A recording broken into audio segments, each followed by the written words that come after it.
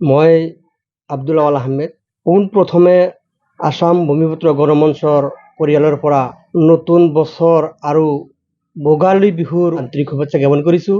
আমচুৰ প্ৰাক্তন সভাপতি ৰেজাউল কৰিম চৰকাৰ চাহাবৰ ওপৰত যি ছ'চিয়েল মিডিয়াত বহুত সমালোচনা হৈ আছে, মই চাইছোঁ, মই উপলব্ধি কৰিছোঁ।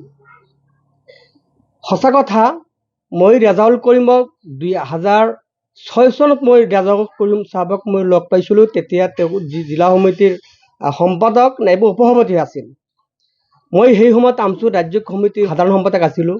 মই তেতিয়াৰ পৰাই ৰেজাউল কৰিমক আমি সন্দেহ কৰিছিলোঁ যে এই ৰেজাউল কৰিম চৰকাৰ এটা সময়ত জাতিক ফাঁকি দি নিজৰ স্বাৰ্থটো তেখেতে সংগ্ৰহ কৰি ল'ব বুলি মই তেতিয়াই সন্দেহ কৰিছিলোঁ। আৰ দ্বিতীয় কথা, আজি যেটো কথা ওলাইছে বিজেপিৰ এজেণ্ট বুলি, দৰং ডিষ্ট্ৰিক্টত যেটো গৰু খেতিৰ যেটো উচ্ছেদ হৈছিল, আমাৰ মানুহক, মুছলিম মানুহক যি অমানৱীয়ভাৱে উচ্ছেদ কৰিছিল, সেই উচ্ছেদৰ সময়ত ৰেজাউল কৰিম চৰকাৰ চাহাব অসমৰ মাননীয় মুখ্যমন্ত্ৰী হিমন্ত বিশ্ব শৰ্মাৰ লগত এটা বুজাপৰা কৰিছিল। আৰু সেই বুজাপৰা কৰাৰ পিছত হিমন্ত বিশ্ব শৰ্মাৰ যি কাৰ্যকলাপ আৰু ৰেজাউল কৰিম চৰকাৰৰ যিটো সংগ্ৰামী যিটো ধাৰা, মই তেতিয়াৰ পৰাই সন্দেহ কৰিছিলোঁ। আৰু এই কথা যোৱা 2 দিন আগতে প্ৰতিপন্ন হ'ল যে কংগ্ৰেছত সোমায়ে যি কথা কৈছে যে এই কথাটো সঁচাকৈয়ে বিজেপিৰ বহুত লাভ হ'ল। বিজেপিৰ নিশ্চয় ত্ৰুটিলিপি মতেই ৰেজাউল কৰিম চৰকাৰে এই কথাটো উত্থাপন কৰিছে। ৰেজাউল কৰিম চৰকাৰ আমি সন্দেহ কৰা মতে এনেকুৱা কথা ক'ব নালাগিছিল, যেনেধৰণে উপস্থাপন কৰিব লাগিছিল উপস্থাপন কৰিব পৰা নাই। চাওক, ৰেজাউল কৰিম চৰকাৰ কালি দেখোন আমি দেখিব পাৰিলোঁ আপাৰ আসামত অসমীয়া যুৱ মঞ্চৰ যি কৰ্মকৰ্তাসকলে তেওঁৰ মূৰ্তি বনাই পিটি আছে, লাত মাৰি আছে, গতিয়াই আছে। মই আচৰিত মানিছোঁ। মই এই ক্ষেত্ৰত মই অসম যুৱ মঞ্চৰ কৰ্মকৰ্তাসকলক মই ধিক্কাৰ দিছোঁ, গৰিহণা দিছোঁ। ৰেজাউল কৰিম চৰকাৰক এনেকৈ অপমান অপদস্থ কৰিব নালাগিছিল। কাৰণ মই জনামতে ৰেজাউল কৰিম চৰকাৰ আৰু জিতু বৰা আৰু অসমৰ আছুৰ উপদেষ্টা সমুদ্ৰ ভট্টাচাৰ্য আৰু আছুৰ সভাপতি উৎপল শৰ্মাৰ নিচিনাই যে অসমত প্ৰলাপ বকি আছে বিদেশীৰ নামত, বিদেশী আছে বুলি সদায় চিঞৰ বাখৰ কৰি আছে, সেই ক্ষেত্ৰত তেওঁলোকৰ লগতো ৰেজাউল কৰিম চৰকাৰ চাহাবৰ মিল আছে। ৰেজাউল কৰিম চৰকাৰ চাহাবেওতো কৈ আছে নহয়, এটা সময়ত কৈছিলে যে অসমত 10% বিদেশী মানুহ আছে।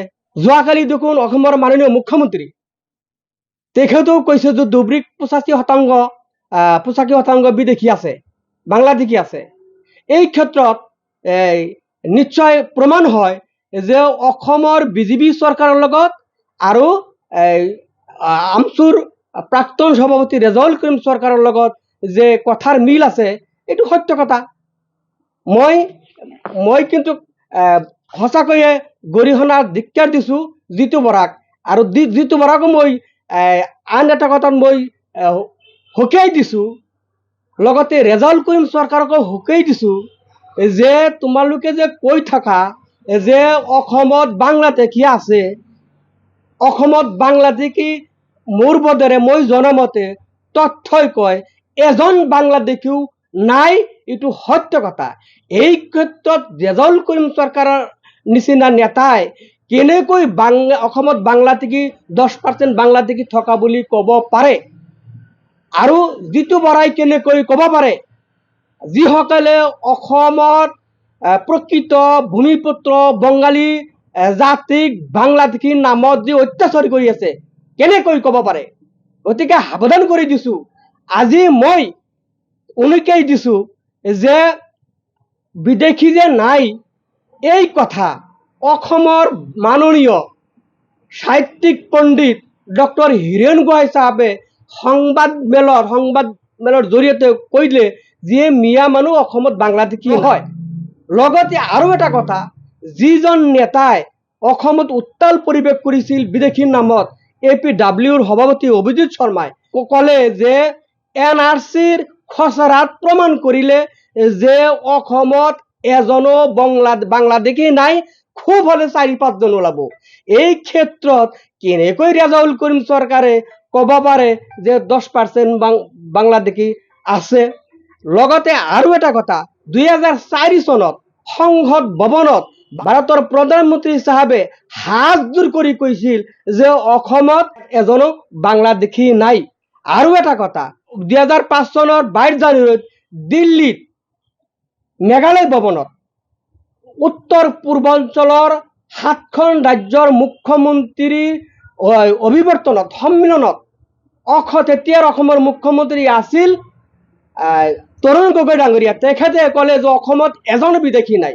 ত্ৰিপুৰাৰ মুখ্যমন্ত্ৰী মানিক চৰকাৰেও কৈছিল যে এজনো বাংলাদেশী আমাৰ ৰাজ্যত নাই। এই ক্ষেত্ৰত কেনেকৈ ৰেজাউল কৰিমে ক'ত পালে বাংলাদেশী অসমত আছে। লগতে আৰু এটা কথা মোৰ মনত পৰিলে, 2005 চনত ভাৰতৰ উচ্চ ন্যায়ালয়ৰ পৰা কৈছিল যে বাংলাদেশীৰ দ্বাৰাই অসমৰ জনগাঁথনিৰ পৰিৱৰ্তন হোৱা নাই। 2021 চনৰ 22 ডিচেম্বৰত অসম বিধানসভাত অসমৰ চুক্তি ৰূপায়ণ মন্ত্ৰী অতুল বৰা ডাঙৰীয়াই প্ৰশ্নৰ উত্তৰে ক'লে যে 36 বছৰত 1985 চনৰ পৰা 2021 চনলৈ 36 বছৰত মুঠ 328 জন মানুহ বহিষ্কাৰ কৰিব পাৰিছে। তেনেহলে ৰেজাউল কৰিম চৰকাৰ সাহেব, আপোনাক মই আজিৰ এই সংবাদ মাধ্যমৰ জৰিয়তে আপোনাক প্ৰশ্ন কৰিছো, এই তথ্য আপুনি ক'ত পালে যে 10% বাংলাদেশী আছে। ভাৰতৰ জৰীপ আয়ুক্তই জে কে বাথাৰীয়ে কৈছিল যে 1981 চনৰ পৰা 1991 চনলৈকে যিটো জৰীপ হৈছিল, এই জৰীপৰ উল্লেখ আছে যে ভাৰতবৰ্ষৰ বিভিন্ন ৰাজ্যতকৈ অসমৰ জনগাঁথনিৰ হাৰ কম।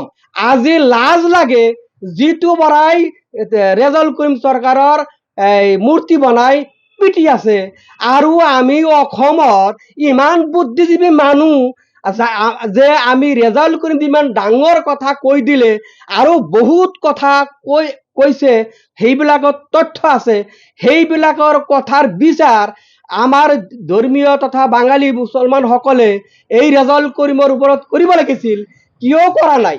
আমচুৰ প্ৰাক্তন সভাপতি সামাদৰ নিচিনা মানুহ আৰু আমচুৰ মুখ্য উপদেষ্টা আছিল অধিবক্তা আইনুদ্দিন আহমেদ, এওঁলোকৰ কিছুমান বৰজোৱা উপদেষ্টাৰ পৰিচালনাত ৰেজাউল কৰিম চলিছে। গতিকে সেই বৰজোৱা আমচুৰ উপদেষ্টাসকলক মই প্ৰশ্ন কৰিছো, ৰেজাউল কৰিমে এনে অন্যায় কথা ক'লে আৰু যি কথা উপস্থাপন কংগ্ৰেছৰ মহলত যাই কৰিলে, এই কথাত আৰু কি কৰিলে যে আমাৰ মাজত এটা যিটো হিন্দু মুছলিমৰ যিটো বিভেদ সৃষ্টি কৰিলে। গতিকে আজিৰ পৰা মই সাৱধান কৰি দিছো যে আমাৰ স্বজাতিৰ মানুহে জাতিৰ বিৰুদ্ধে যিজনে কথা কয়, আমি গোষ্ঠী চেতনা উপলব্ধি থকা মানুহক আমি আহ্বান ৰাখিছো, তেওঁলোকে সচেতন হৈ তেওঁলোকৰ যিসকলে জাতিৰ বিৰুদ্ধে কয় তেওঁলোকৰ ওপৰত কঠোৰ ব্যৱস্থা কৰি তেওঁলোকক সংশোধন কৰাৰ কাৰণে মই আজিৰ সংবাদ মাধ্যমৰ জৰিয়তে আহ্বান ৰাখিছো। আৰু বিগতটিৰ ৰেজাউল কৰিম চৰকাৰে যিবিলাক বক্তব্য মেল মিডিয়াত দিছে, এইবিলাক বক্তব্য আৰ্টিফিচিয়েল। ৰেজাউল কৰিম চৰকাৰ বিজেপিৰ লগত ভাল ৰিলেশ্যন আছে, এইটো সত্য কথা। ধন্যবাদ।